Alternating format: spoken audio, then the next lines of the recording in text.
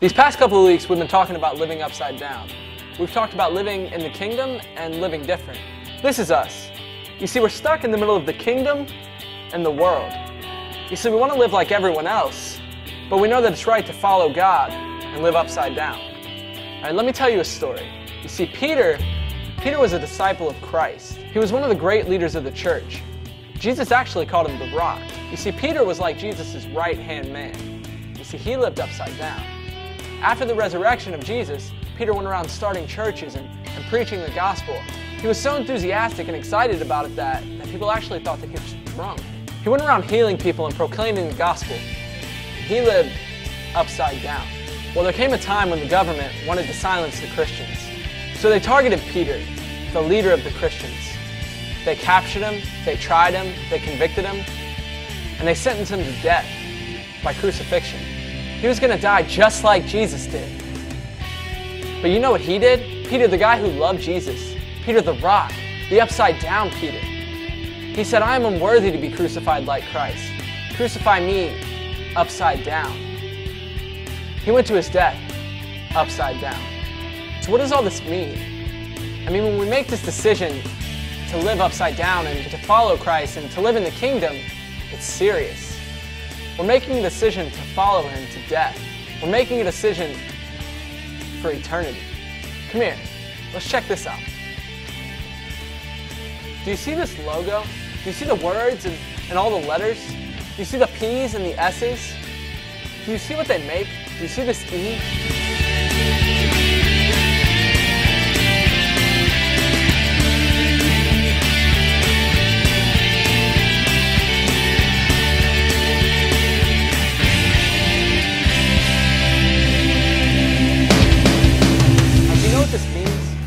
This E, it stands for eternity.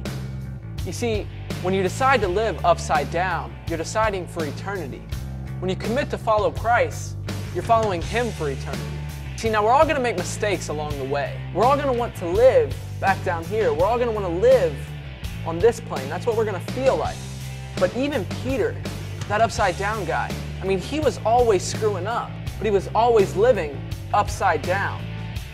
So if you continue to seek God, you might mess up, but you're always in the kingdom. Life is this jumbled up mess. We are this jumbled up mess of stuff. And God wants to take that big mess and he wants to mold it. And he wants to turn it into this beautiful piece of art. He wants to take our lives and show people what it's like to live upside down. You see, here's the beauty of the kingdom. I mean, we take this mess called life, and God takes it and he turns it into something beautiful. So what do we have to do? What do you have to do? All we have to do is say yes. I will follow Christ to eternity. I will live to the end upside down.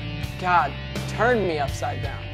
So when you see this E, remember Peter, that guy who went to death upside down.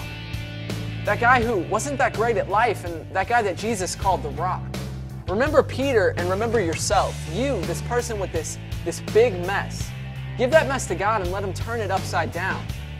Come live upside down for eternity.